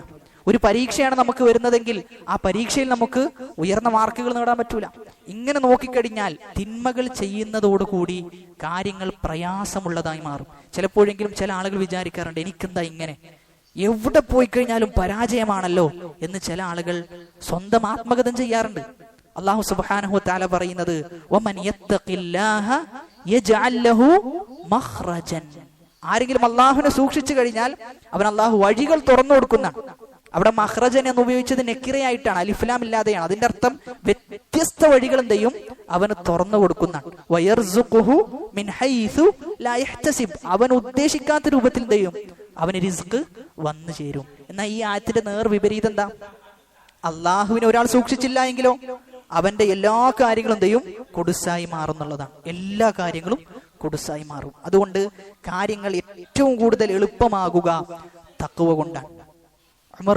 ഉമർ ബിൻ അബ്ദുൽ അസീസ് റഹിമഹുല്ലാ, അദ്ദേഹത്തിന്റെ ഖിലാഫത്ത് എന്ന് പറഞ്ഞു കഴിഞ്ഞാൽ നമ്മൾ അത്ഭുതപ്പെടുത്തി പോകും. അങ്ങനത്തെ ഒരു ഗവൺമെന്റ് എന്ത് ചെയ്തിട്ടില്ല, ഈ കാലം വരെയും കടന്നുപോയിട്ടില്ല എന്നേ നമുക്ക് പറയാൻ പറ്റുള്ളൂ. അദ്ദേഹത്തിന്റെ ഗവൺമെന്റിൽ വീടില്ലാത്ത ആളുകൾക്ക് അദ്ദേഹം വീട് വെച്ചു കൊടുത്തു എന്നാണ്. കല്യാണം കഴിയാത്ത ചെറുപ്പക്കാർക്ക് അദ്ദേഹം കല്യാണം കഴിച്ചു കൊടുത്തു. അദ്ദേഹത്തിന്റെ 15 മക്കൾ, അദ്ദേഹത്തിന്റെ 15 മക്കളും ഒന്നും ഉണ്ടായിരുന്നില്ല എന്നാണ്. ഒരു സമ്പത്തും 15 മക്കളിലും ഒന്നും ബാക്കിയാക്കാൻ അദ്ദേഹത്തിന് സാധിച്ചിട്ടില്ല. അങ്ങനെ അദ്ദേഹം മരണക്കിടക്കയിൽ കിടക്കുകയാണ്. മരിക്കാൻ കിടക്കുന്ന സമയത്ത് അദ്ദേഹത്തിന്റെ ചില അസ്ഹാബുകൾ വന്നു എന്നാണ്. അദ്ദേഹത്തിന്റെ ചില കൂട്ടുകാർ വന്നിട്ട് ചോദിക്കുന്നുണ്ട്, മാതാ തറക്തലി അബ്നായിക്, മക്കൾക്ക് വേണ്ടി എന്താണ് ബാക്കി വെച്ചത് എന്ന് ചോദിച്ചു. ആ സമയത്ത് അദ്ദേഹം പറയുന്ന ഒരു ഉത്തരമുണ്ട്.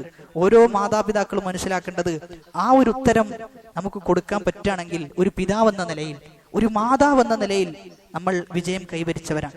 അല്ല എങ്കിൽ വലിയ പരാജയമാണ്. ആ മരിക്കുന്ന സന്ദർഭത്തിൽ പോലും നമ്മൾ കരയേണ്ടി വരും. ഉമർ ബിൻ അബ്ദുൽ അസീസ് റഹിമഹുല്ല കൊടുത്ത മറുപടി, തറക്തു ലഹും തഖ്വല്ലാഹ്, അള്ളാഹുവിനെ സൂക്ഷിക്കുക എന്ന ഒരു സ്വഭാവം എന്റെ മക്കളിലുണ്ട്.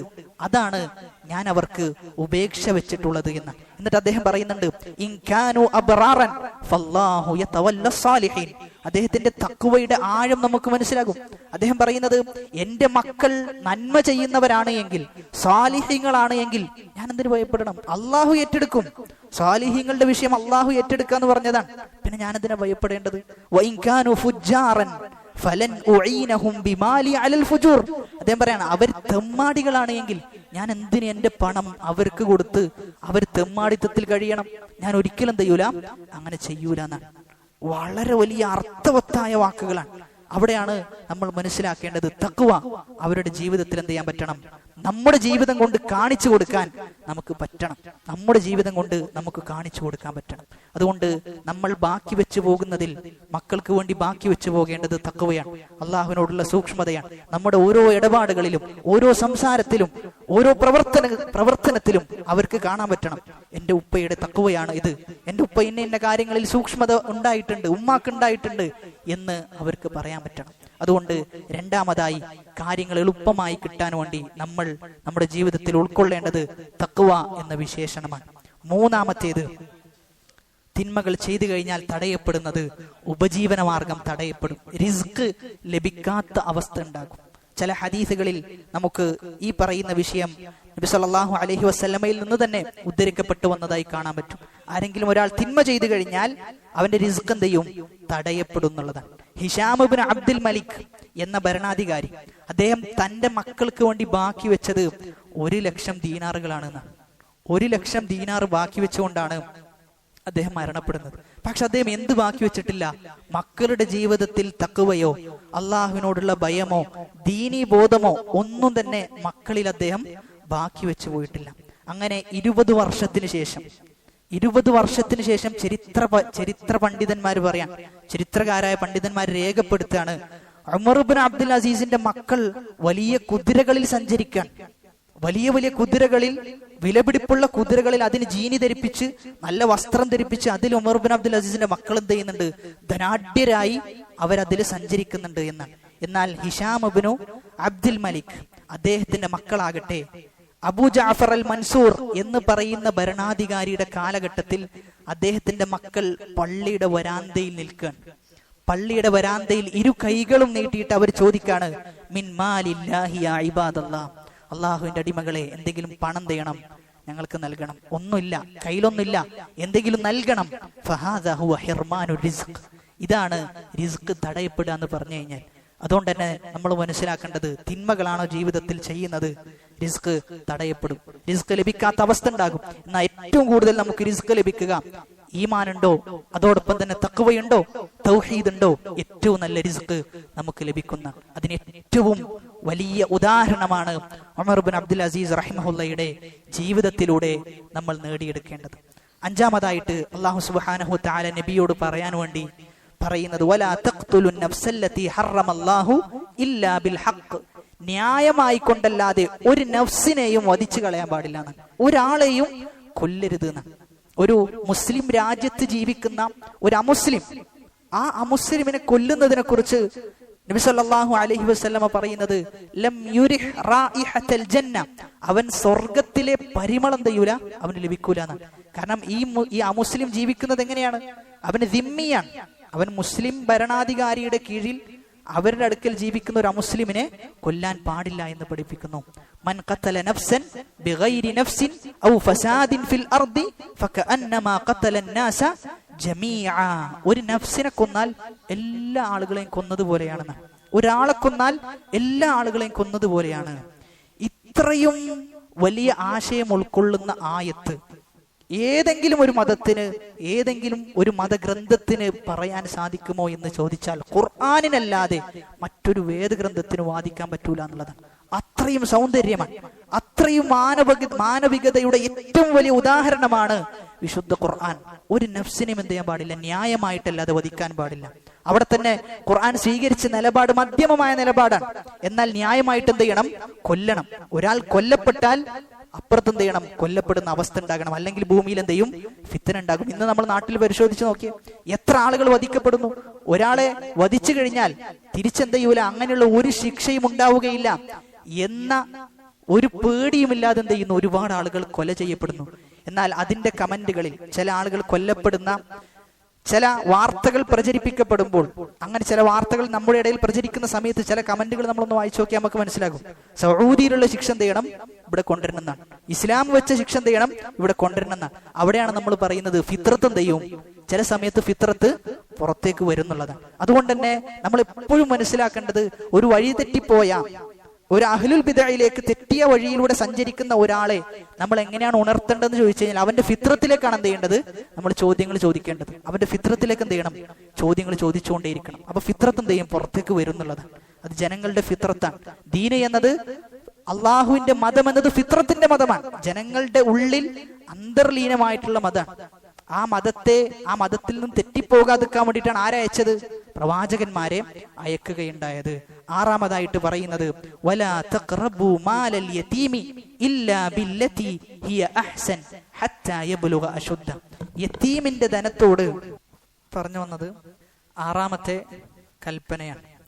ആറാമതായി അല്ലാഹു സുബ്ഹാനഹു വ തആല നബി സല്ലല്ലാഹു അലൈഹി വസല്ലമയോട് പറയാൻ വേണ്ടി, ജനങ്ങൾക്കിടയിൽ പ്രബോധനം ചെയ്യാൻ വേണ്ടി പറയുന്നത് വലാ തഖറബു മാലൽ യതീമി ഇല്ലാ ബില്ലതി ഹിയ അഹ്സൻ.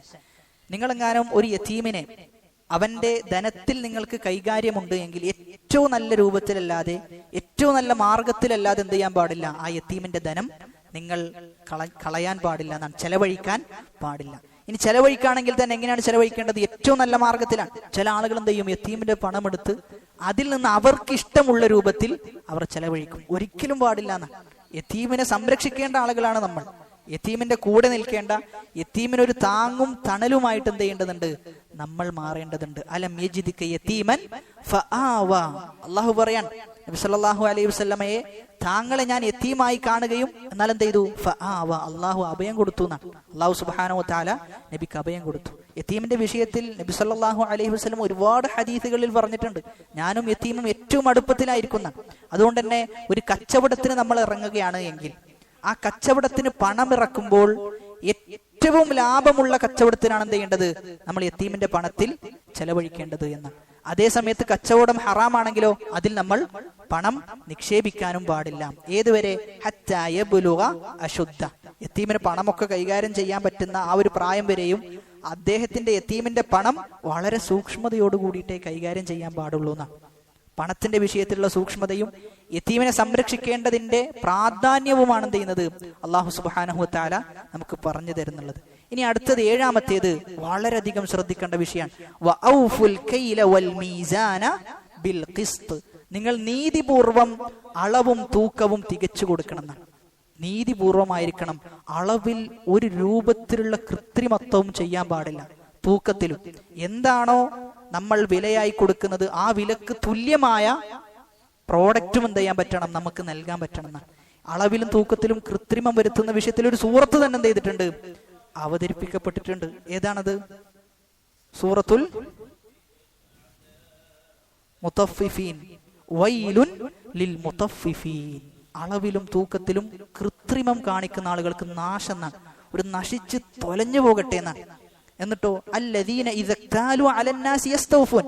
അവരുടെ സ്വഭാവം പറയാൻ, അവര് ബാക്കിയുള്ള ആളുകളിൽ നിന്ന് എന്തെങ്കിലും വാങ്ങുകയാണെങ്കിൽ എന്ത് ചെയ്യും, കൃത്യമായി നോക്കി അന്വേഷിച്ച് പരിശോധിച്ച് വാങ്ങും. എന്നാൽ വിൽക്കുകയാണെങ്കിലോ വഇദാ കാലൂഹും ഔ വസനൂഹും യുഖ്സിറൂൻ. അവരാളുകളെ വഞ്ചിക്കുകയും ചെയ്യുന്ന. അവർക്ക് വേണ്ട സമയത്ത് എന്ത് ചെയ്യും, കൃത്യമായി വാങ്ങും. ആളുകൾക്ക് കൊടുക്കുന്ന സമയത്ത് എന്ത് ചെയ്യും, കുറച്ച് കൊടുക്കുന്നുള്ളതാണ്. ഇതിനെക്കുറിച്ചൊക്കെ നമ്മൾ പറയുന്ന സമയത്ത് ചില ആളുകൾ വിചാരിക്കാറുള്ളത്, ഞാനൊന്നും അങ്ങനെ ചെയ്യണില്ല എന്നാണ് ചില ആളുകൾ കരുതാറുള്ളത്. എന്നാൽ പല ആളുകളും എന്ത് ചെയ്തിട്ടുണ്ട്, ഈ പറയുന്ന സ്വഭാവത്തിൽ ഉൾപ്പെട്ടിട്ടുണ്ട് എന്നാണ്. ഈ പറയുന്ന അളവിലും തൂക്കത്തിലും കൃത്രിമം വരുത്തരുത് എന്ന് പറഞ്ഞിട്ട് അത്തരത്തിൽ കൃത്രിമം വരുത്തുന്ന ആളുകളെ കുറിച്ച് അള്ളാഹ് ചോദിക്കുന്ന ഒരു ചോദ്യമുണ്ട്. നമ്മൾ ആ ചോദ്യം നമ്മോട് ചോദിക്കണം. അള്ളാഹ് ചോദിക്കാണ്, അലാ യളുന്നു ഉലൈക അന്നഹും മബ്ഊസൂൻ. അങ്ങനെ കൃത്രിമം കാണിക്കുന്ന ആൾ വിചാരിക്കുന്നില്ലേ ഒരു ആഖിറമുണ്ട്, മരണമുണ്ട്, അത് കഴിഞ്ഞിട്ട് അള്ളാഹുലേക്ക് മടങ്ങി വരാനുണ്ട് എന്നവർ ആലോചിക്കുന്നില്ലേ? എന്നിട്ട് അള്ളാഹ് ചോദിക്കാണ്, ലിയൗമിൻ അലീം, വമ്പിച്ച ദിവസമാണത് എന്നാണ്. വമ്പിച്ച ദിവസം. നിങ്ങൾ ഇവിടെയുള്ള ചെറിയ ലാഭത്തിന് വേണ്ടി വലിയ നഷ്ടമാണ് എന്ത് ചെയ്യുന്നത്, നിങ്ങൾ വരുത്തി വെക്കുന്നത് എന്നാണ്. എന്നിട്ട് അള്ളാഹു പറയാണ്, യൗമ യഖൂമുൻ നാസു ലിറബ്ബിൽ ആലമീൻ, ലോകരക്ഷിതാവായ റബ്ബിന്റെ മുമ്പിൽ എന്ത് ചെയ്യും, ജനങ്ങൾക്ക് നിൽക്കുന്ന ഒരു ദിവസം വരാറുണ്ട്. അന്ന് എന്ത് ചെയ്യും, നിങ്ങളെ പിടികൂടുന്ന അളവിലും തൂക്കത്തിലും കൃത്രിമം വരുത്തിയ ആളുകളെ അള്ളാഹു വെറുതെ വിടൂല എന്നാണ് അള്ളാഹു പറയുന്നത്. ഈ വിഷയത്തിൽ ഇത്തരം ഈ കച്ചവടത്തിന്റെ വിഷയത്തിൽ സത്യസന്ധത എന്നത് അപരിചിതമായി പോയിട്ടുണ്ട് എന്നുള്ളതാണ്. സത്യസന്ധത മഷിയിട്ട് നോക്കിയാലും നമുക്ക് കാണാൻ പറ്റാത്ത അവസ്ഥയിലേക്ക് എന്ത് ചെയ്തിട്ടുണ്ട്, കച്ചവടത്തിന്റെ രംഗം മാറിക്കൊണ്ടിരിക്കുന്നുണ്ട്.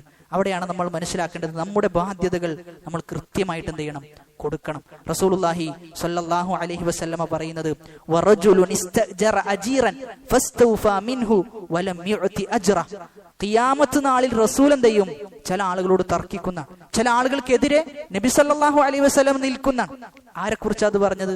റസൂൽ പറയാണ്, ഒരാൾക്ക് എന്ത് ചെയ്തു, ഒരാൾ നമ്മുടെ കീഴിൽ ജോലി ചെയ്യാണ്, എന്നാൽ ആ ജോലി ചെയ്യുന്ന ഒരാൾക്ക് നമ്മൾ എന്ത് ചെയ്യുന്നില്ല, കൃത്യമായി ശമ്പളം കൊടുക്കുന്നില്ല എങ്കിൽ നമ്മൾ മനസ്സിലാക്കേണ്ടത് റസൂൽ നമുക്കെതിരെ തിരിയുന്ന അവസ്ഥ ഉണ്ടാവും. റസൂൽ നമ്മോട് ചോദ്യം ചോദിക്കുന്ന അവസ്ഥ ഉണ്ടാവും. അതുകൊണ്ട് അളവിലും തൂക്കത്തിലും കൃത്രിമം വരുത്തുക എന്ന് പറയുമ്പോൾ എന്ത് മാത്രമല്ല, നമ്മൾ കൊടുക്കുന്ന സാധനത്തിൽ മാത്രമല്ല, മറിച്ച് നമ്മുടെ കീഴിൽ ഒരു ജോലിക്കാരനുണ്ട് എങ്കിൽ കൃത്യമായിട്ട് എന്ത് ചെയ്യണം, അവന് ശമ്പളം കൊടുക്കാൻ നമുക്ക് സാധിക്കണം. ഇനി അവൻ ശമ്പളം ചോദിച്ചാൽ നമ്മുടെ മുഖം എങ്ങനെയായിരിക്കും ഉണ്ടാകുക? ഓൻ ശമ്പളത്തിനോടി പണിയെടുക്കുന്നവനാണ്, ഓനക്ക് എപ്പോഴും ശമ്പളത്തെ കുറിച്ച് ചിന്ത ഉള്ളൂ എന്നാണ് നമ്മൾ വിചാരിക്കുക. ഓന് പണിയെടുത്തതിനെ കുറിച്ച് ആരെങ്കിലും ആലോചിക്കോ? അതില്ല. മറിച്ച് ഓൻ എന്താ ചോദിച്ചതിന്റെ പേരിൽ ഓനെ ക്രൂശിക്കുക. നമ്മൾ നമ്മുടെ സ്വഭാവത്തിന്റെ അവസ്ഥ ഒന്ന് നമ്മൾ ആലോചിച്ച് നോക്കിയേ, എത്ര മോശമാണ് നമ്മുടെ സ്വഭാവം. ഓൻ ഒരു മാസം പണിയെടുത്തിട്ട് ഓന്റെ അവകാശം ചോദിച്ചപ്പോ നമ്മൾ എന്ത് ചെയ്യാണ്, തിരിച്ചങ്ങോട്ട് ഓൻ ശമ്പളത്തിന് വേണ്ടിയാ പണിയെടുക്കുക. സത്യം പറയാലോ, നമ്മള് മനസ്സിൽ കുറച്ചൊക്കെ ഒരു സ്വഭാവം ബാക്കിയുള്ള ഒരാൾക്ക് എന്ത് ചെയ്യാൻ പറ്റൂല, അങ്ങനെ ഒരിക്കലും പെരുമാറാൻ പറ്റൂല എന്നുള്ളതാണ്. ഇതേ വിഷയത്തോട് നമ്മൾ ചേർത്ത് മനസ്സിലാക്കേണ്ട ഒന്നാണ്. നമ്മൾ കുട്ടികൾ എന്ത് ചെയ്യും, ഏറ്റവും നല്ല സ്കൂളിൽ കൊണ്ടുപോയി ചേർക്കും. എന്നിട്ട് ടീച്ചർ ഒരു 4 മെസ്സേജ്, ഫീസിന്റെ മെസ്സേജ് നമ്മുടെ വാട്സപ്പിലേക്ക് വന്നാലോ, ഇയാൾ എപ്പോ നോക്കിയാലും ഫീസേ ഉള്ളൂ, പഠിപ്പിക്കുന്നൊന്നുമില്ല, ഫീസ് കൃത്യമായി വാങ്ങണ്ട് എന്നെന്ത് ചെയ്യും, പറയും. നമ്മൾ മനസ്സിലാക്കേണ്ടത്, നമ്മുടെ കുട്ടി അവിടെ പഠിക്കുന്നുണ്ട് എങ്കിൽ കൃത്യസമയത്ത് നമ്മൾ എന്ത് ചെയ്യണം, ഫീസ് കൊടുക്കണം. ആ ഫീസ് നമുക്ക് താങ്ങുന്നില്ല എങ്കിൽ നമ്മൾ എന്ത് ചെയ്യണ്ട, വെറുതെ നമ്മൾ നമ്മുടെ ആഖിറം നഷ്ടപ്പെടുത്തണ്ട എന്നുള്ളതാണ്. നമ്മൾ മനസ്സിലാക്കേണ്ടത് ഇത് എന്തല്ല, വെറുതെ ഓടുന്ന ഒരു സിസ്റ്റം അല്ല സ്കൂൾ സിസ്റ്റം എന്ന് പറഞ്ഞു കഴിഞ്ഞാൽ. അവർക്ക് ബാധ്യതകളുണ്ട്, അവർക്ക് അവരുടെ കീഴിലുള്ള ജോലിക്കാർക്ക് പണം കൃത്യമായി കൊടുക്കണം. ഇതൊക്കെ കൊടുക്കണമെങ്കിൽ എന്ത് ചെയ്യണം, നിങ്ങളുടെ അടുക്കൽ നിന്ന് കൃത്യമായി ഫീസ് കിട്ടണം. ഇത് ചോദിക്കുമ്പോൾ കാണാൻ എന്ത് ചെയ്യാം, നമുക്കിങ്ങനെ ദേഷ്യം കയറി വരാം. എന്നാൽ 1 മാസം പഠിച്ചതിനെ കുറിച്ചോ 4 മാസം പഠിച്ചതിനെ കുറിച്ചോ എന്തില്ല, നമുക്ക് യാതൊരു കാര്യവും നമുക്ക് പറയാനില്ല. ഇത് എല്ലായിടത്തും നടക്കുന്ന വിഷയമാണ്. ജിമ്മിൽ പോകുന്ന ആൾക്കാരുണ്ടെങ്കിൽ അറിയാം, ജിമ്മിന്റെ ട്രെയിനർ ഫീസ് ചോദിച്ചു കഴിഞ്ഞാലോ, നമ്മളെ കളിപ്പിക്കുന്നൊന്നുമില്ല, എപ്പോഴും എന്ത് ചെയ്യാണ്, ഇങ്ങനെ പൈസ കേട്ടിരിക്കുകയാണ്. അവിടെ ഇങ്ങനെ മുണ്ടാണ്ട് കുത്തിരിക്കുക, എന്നിട്ട് എന്ത് ചെയ്യാ, ഫീസ് ചോദിക്കാന്നാ പറയാ. നമ്മൾ മനസ്സിലാക്കേണ്ടത്, ഒരു ദിവസം നമ്മൾ എക്സ്ട്രാ ഫീസ് കൊടുക്കാതെ അവിടെ നമ്മൾ പണിയെടുക്കുന്നുണ്ട്, അല്ലെങ്കിൽ നമ്മുടെ കുട്ടി പോകുന്നുണ്ട് എങ്കിൽ നമ്മൾ മനസ്സിലാക്കേണ്ടത് ഹറാമാകുമെന്ന് എന്ത് ചെയ്യണം, നമ്മൾ പേടിക്കണം. ഹറാമായി പോകുമെന്നുള്ളത് നമ്മൾ ഭയപ്പെടണം എന്നുള്ളതാണ്. എങ്ങനെയാണ് അന്യായമായിട്ട് ഒരാളുടെ ധനം എങ്ങനെയാണ് നമുക്ക് എടുക്കാൻ പറ്റുക? അള്ളാഹു സുബ്ഹാനഹു വ തആല ആയത്തിൽ എന്താ പറഞ്ഞത്? കൃത്രിമം കാണിക്കുന്ന ആളുകൾക്ക് നാശമുണ്ട് എന്നാണ്. എന്നാ ഒരുത്തന്റെ പണം കൊടുക്കാതിരുന്നാലോ, എന്നാ ഒരുത്തന്റെ പണം മോഷ്ടിച്ചാലോ, എത്ര വലിയ അപകടമാണ്. വലിയ അപകടത്തിലാണ് നമ്മൾ ചെന്ന് പെടുന്നത് എന്ന ഒരു ആലോചന എന്ത് ചെയ്യണം, നമുക്ക് കൃത്യമായി ഉണ്ടാകണം എന്നാണ്. അതുകൊണ്ട് അത്തരം വിഷയത്തിൽ ഒരു സൂക്ഷ്മത എന്ത് ചെയ്യണം, നമ്മുടെ മക്കളുടെ വിഷയത്തിൽ നമ്മൾ അങ്ങനെ അവരെ കൃത്യമായ കോളേജിലൊക്കെ ചേർക്കുന്ന വിഷയത്തിൽ എന്ത് ചെയ്യണം, കൃത്യമായി ഫീസ് നമ്മൾ കൊടുക്കാൻ വേണ്ടി പരിശ്രമിക്കണം, കൊടുക്കും വേണം. അല്ല എങ്കിൽ നമ്മുടെ തലയിൽ വലിയ ബാധ്യതയായ ആഖിറം വരെ എന്ത് ചെയ്യണം, നമ്മളത് ചുമന്നു പോകേണ്ടി വരും എന്നുള്ളതാണ്. ഒരിക്കലും അതെന്താകൂല, അത്ര എളുപ്പമുള്ള വിഷയമാവുകയില്ല എന്ന് മനസ്സിലാക്കുക. റസൂലുള്ളാഹി സ്വല്ലല്ലാഹു അലൈഹി വസല്ലമ ഒരു ഭക്ഷണം വിൽക്കുന്ന ഒരു വിൽപ്പനക്കാരന്റെ കച്ചവടത്തിന്റെ അരികിലൂടെ എന്ത് ചെയ്യാണ്, ഇങ്ങനെ നടന്നു പോകാൻ. ആ സമയത്ത് റസൂൽ എന്ത് ചെയ്തു, ആ ഭക്ഷണത്തിലേക്ക് ഇങ്ങനെ കൈയിട്ടു എന്നാണ്. അപ്പൊ ഒരു നനവ് റസൂലിന് തോന്നി. റസൂൽ ചോദിക്കാൻ, മാ ഹാദാ യാ സാഹിബ തആം, എന്താണ് ഈ ഭക്ഷണത്തിൽ നനവ് കാണുന്നുണ്ടല്ലോ? ആ സമയത്ത് അദ്ദേഹം പറഞ്ഞു എന്നാണ്, അസ്വാബത്ഹു സമാ ഐ അൽ മത്തർ, മഴ വന്നിട്ട് എന്ത് ചെയ്തിട്ടുണ്ട്, ചിലതൊക്കെ മോശമായി പോയിട്ടുണ്ട്. യാ റസൂലല്ലാഹ് ഖാല ഹല്ലാ ജഅൽതഹു ളാഹിറൻ ഹത്താ യറാഹു الناس, എന്നിട്ട് റസൂൽ തിരിച്ചു ചോദിക്കുന്നത് അറിയോ, നീ ഇതെന്തിനാണ് പൂഴ്ത്തി വെച്ചത്? ആളുകൾ കാണുന്ന രൂപത്തിൽ നീ വെക്കണ്ടേ? എന്നിട്ട് റസൂൽ ചോദിക്കുകയാണ്, മൻ ഗശ്ശനാ ഫലൈസ മിന്നാ, മൻ ഗശ്ശനാ ഫലൈസ മിന്നാ, വഞ്ചിക്കുന്നവൻ എന്തല്ല, നമ്മിൽപ്പെട്ടവനല്ല എന്നാണ്. ഈ ഹദീസ് നമ്മുടെ ജീവിതത്തിൽ കൊണ്ടുവന്ന് നോക്കിക്കഴിഞ്ഞാൽ നമുക്ക് ഇതിന്റെ കൃത്യമായ രൂപത്തിലുള്ള ആശയം നമുക്ക് ഉൾക്കൊള്ളാൻ പറ്റും. ചില ആളുകൾ എന്താ ചെയ്യാന്ന് ചോദിച്ചു കഴിഞ്ഞാൽ, ഇത് ഇമ്പോർട്ടഡ് ആണ്, പുറത്തുനിന്ന് ഇറക്കി കൊണ്ടുവന്നതാണെന്നാണ്. എവിടുന്ന്? പുറത്തുനിന്ന്, ഇവിടുന്ന് തന്നെ ഇറക്കിയതായിരിക്കും. എന്നിട്ടോ അതിന്റെ പേരിൽ ഇമ്പോർട്ടഡ് എന്നുള്ള പേരും, കണ്ടില്ല അതിന്റെ ബട്ടൺസ് ഒക്കെ കണ്ടില്ല, അതിന്റെ ഷർട്ടിന്റെ കോലൊക്കെ കണ്ടില്ലേ, അത് ഇമ്പോർട്ടഡ് ആണ്, നല്ല വിലയുള്ളതാണ്, ഇവിടെ നമ്മൾ ഇത്രയും കൊടുക്കുകയാണ്. ഇമ്പോർട്ടഡ് ഒന്നല്ല, നാട്ടിൽ നിന്ന് തന്നെ വാങ്ങിയ സാധനമാണ്. ഓൻ എന്ത് ചെയ്യാണ്? കച്ചവടം വിറ്റ് പോകാൻ വേണ്ടി പറയാൻ, ഫ്രഷ് ആണ്, ഇന്ന് ഇറങ്ങിയിട്ടുള്ളൂ എന്നാ പറയും. ഇപ്പൊ ഇറങ്ങിയിട്ടുള്ളൂ, ഒരു 10 മിനിറ്റ് ആയിട്ടുള്ളൂ എന്നാണ്. 2-3 ദിവസത്തെ മുമ്പുള്ള മീനായിരിക്കും, അല്ലെങ്കിൽ ഐസിട്ട മീനായിരിക്കും. എന്നിട്ടാ പറയാന്ത് ഇത് ഫ്രഷ് സാധനമാണ്. ഒക്കെ പൂഴ്ത്തി വെക്കലാണ്, ഒക്കെ പൂഴ്ത്തി വെക്കലിൽ ഉൾപ്പെടും എന്നുള്ളതാണ്. കാറ് വിൽക്കുന്ന ആളുകൾ, കാറിന്റെ മേഖലയിൽ ഇത് വളരെയധികം കൂടുതലാണ്. കാറ് വിൽക്കുന്ന ആളുകൾ പരിശോധിച്ചു കഴിഞ്ഞാൽ, ഒരു പുതിയ കാറ് വാങ്ങാൻ നമ്മൾ നിന്ന് കഴിഞ്ഞാൽ ഒരു ആക്സിഡന്റ് പറ്റിയിട്ടില്ല. കിലോമീറ്റർ ഒക്കെ വളരെ കുറച്ച് കിലോമീറ്റർ ഉള്ളൂ എന്നാണ്. കിലോമീറ്റർ ഒക്കെ മൈനസ് ആക്കിയിട്ടുണ്ടാവും. പിന്നെ അതിന്റെ ലിസ്റ്റൊക്കെ പരിശോധിക്കുമ്പോൾ മനസ്സിലാക്കുന്നത് എല്ലാ തരികിടയും ആ കാറിനുണ്ടാകും. കാണുമ്പോഴോ നല്ല ഉഷാറുണ്ടാകും. അതുകൊണ്ട് നമ്മൾ മനസ്സിലാക്കേണ്ടത്, നമ്മൾ എന്ത് ചെയ്യരുത്, നമ്മുടെ ആഖിറം വിറ്റുകൊണ്ട് ദുനിയാവ് വാങ്ങുന്ന അവസ്ഥ ഒരിക്കലും ഉണ്ടാകരുത്. ദുനിയാവ് നഷ്ടപ്പെട്ടാലും ആഖിറം നഷ്ടപ്പെടുന്ന ഒരു അവസ്ഥ നമുക്കുണ്ടായാൽ അതിനേക്കാളും വലിയ നഷ്ടം എന്ത് എന്നെന്ത് ചെയ്യാ, നമ്മൾ നമ്മോട് തന്നെ ചോദിക്കുക എന്നുള്ളതാണ്. അവസാനിപ്പിക്കുകയാണ്. അല്ലാഹു സുബ്ഹാനഹു വ തആല കാര്യങ്ങൾ കൃത്യമായി മനസ്സിലാക്കുവാനും ജീവിതത്തിൽ പ്രാവർത്തികമാക്കാൻ, കേട്ടതിലുപരി എനിക്കും നിങ്ങൾക്കും ഓരോരുത്തർക്കും ജീവിതത്തിൽ ഉൾക്കൊണ്ടുകൊണ്ട് ദീനിന്റെ അധ്യാപനങ്ങൾ പാലിച്ചുകൊണ്ട് ജീവിക്കാനുള്ള തൗഫീഖ് പ്രദാനം ചെയ്യുമാറാകട്ടെ.